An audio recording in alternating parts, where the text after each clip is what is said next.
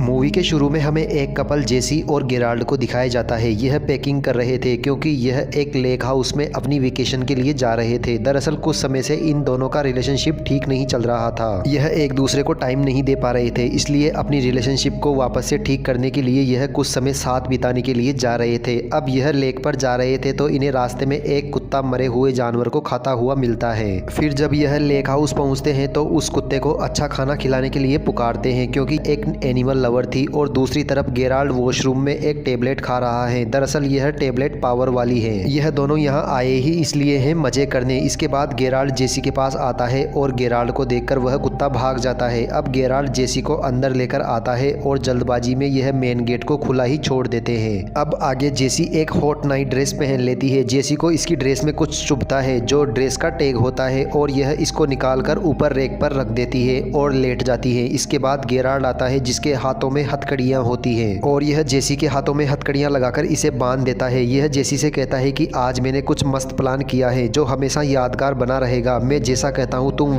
बस वैसा ही करना। और आगे भी बहुत कुछ समझाती है। जेसी यह सब नहीं करना चाहती थी पर गेराल्ड की खुशी के लिए हाँ कर देती है। इसके बाद यह दोनों एक दूसरे की बाहों में होते हैं पर कुछ देर बाद जेसी को ठीक नहीं लगता और वह गेराल्ड से यह सब करने से मना करती है पर गेराल्ड नहीं मानता। इसके बाद जेसी गेराल्ड को अपने ऊपर से धक्का दे देती है और चिल्लाती है। ऐसा करने पर गेराल्ड को बहुत गुस्सा आता है और यह अपनी रिलेशनशिप का सारा ब्लेम जेसी पर ही डाल देता है। तुम्हारी इन हरकतों की वजह से ही हमारे बीच कुछ भी ठीक नहीं चल रहा, इन सब की जिम्मेदार तुम ही हो। और तभी अचानक ही देखते गेराल्ड की तबीयत बहुत खराब हो जाती है और यह जेसी के ऊपर ही गिर जाता है। जेसी काफ़ी डर जाती है। यह इसे उठाने की काफ़ी कोशिश करती है पर यह फिर भी नहीं उठता। फिर जेसी गेराल्ड को पैरों से उठाती है पर गेराल्ड पलंग से नीचे गिर जाता है। दरअसल गेराल्ड को हार्ट अटैक आया है। इसने पावर की बहुत सारी गोलियां खा ली थी इसलिए। फिर जेसी रोने लगती है और यह देखती है कि गेराल्ड के सिर से अब खून बहने लगा है तो यह काफ़ी घबरा जाती है। अब यह समझ जाती है कि गेराल्ड की मौत हो चुकी है। अब जेसी मदद के लिए आवाज़ लगाती है पर यहाँ इसको सुनने वाला कोई नहीं था। यह अभी भी हथकड़ियों में बंधी हुई थी।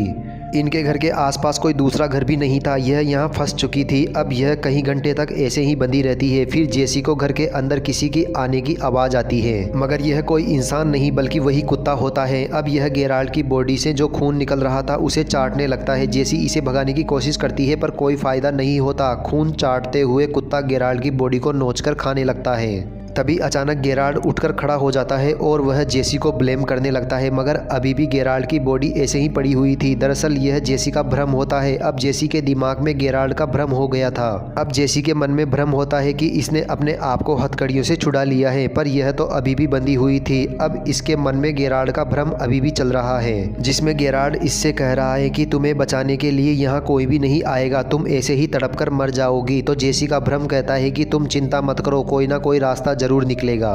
अब बहुत टाइम निकल जाता है। जेसी भूख प्यास से तड़पने लगती है तो भ्रम वाली जेसी कहती है कि गेराल्ड ने पानी पीने के लिए बाद में पानी का भरा हुआ गिलास ऊपर रेक पर रख दिया था। अब जैसे तैसे करके जेसी उस पानी के गिलास तक पहुंच जाती है मगर हाथ बंधे होने की वजह से वह पानी नहीं पी पाती। वहीं कल्पना वाली जेसी कहती है कि उसने ड्रेस का टैग ऊपर रखा हुआ है तो वह उस टैग की मदद से पानी पीती है। अब बंदी होने की वजह से इसका शरीर अकड़ जाता है और यह बहुत भूखी भी होती है। फिर यह बेहोश हो जाती है जब रात को इसकी आँख खुलती है। तभी इसे खिड़की से किसी की परछाई दिखाई देती है। ऐसा लग रहा था कि जैसे कोई भूत हो और तभी अचानक से इसके सामने एक भूत आ जाता है जिसे देखकर यह घबरा जाती है और कहती है कि तुम असली नहीं हो। तभी वह भूत इसे अपना बॉक्स दिखाता है। इस बॉक्स में हड्डियां, जेवरात और लोगों का कीमती सामान था। अब जेसी अपनी आंखें बंद कर लेती है और मन ही मन में कहती है कि तुम असली नहीं हो, असली नहीं हो। और फिर थोड़ी देर बाद जब यह अपनी आंखें खोलती है तो इसके सामने वही कल्पना वाला गेराल्ड होता है जो कहता है कि वह मूनलाइट भूत है। इसके बाद हमें फ्लैशबैक दिखाया जाता है जब जेसी 12 साल की थी। तब यह अपने मॉम डैड और बाकी के साथ लेक हाउस में वेकेशन मनाने गई थी। फिर जब यह अपने डैड के साथ सनसेट देख रही थी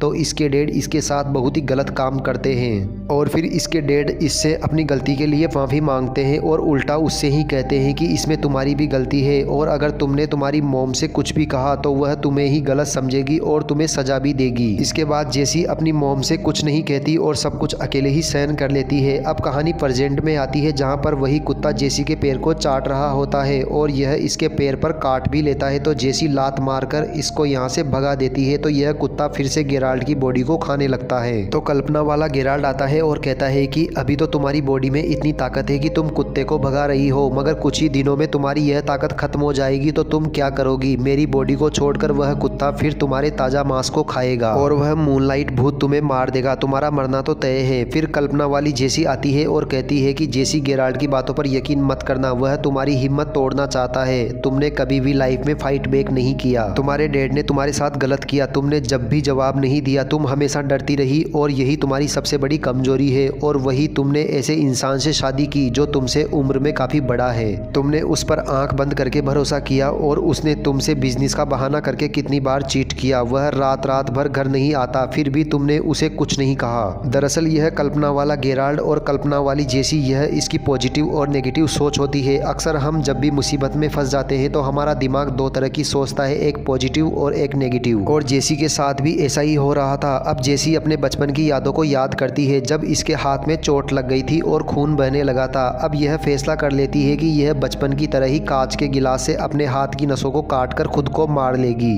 अब जेसी ऐसा ही करती है और वह किसी तरीके से कांच के गिलास को तोड़कर उसके कांच से अपने हाथ को काट लेती है और इसके हाथ से खून बहने लगता है। अब जेसी हथकड़ी से अपने हाथ को छुड़ाने के लिए बहुत ही कोशिश करती है। इसे बहुत दर्द होता है, इसके हाथ की चमड़ी उतर जाती है, पर यह जैसे तैसे करके अपने हाथ को उस हथकड़ी से निकाल लेती है। इसके बाद यह बेड की साइड से दूसरी हथकड़ी की चाबी उठाती है और खुद को पूरी तरह से आज़ाद कर लेती है।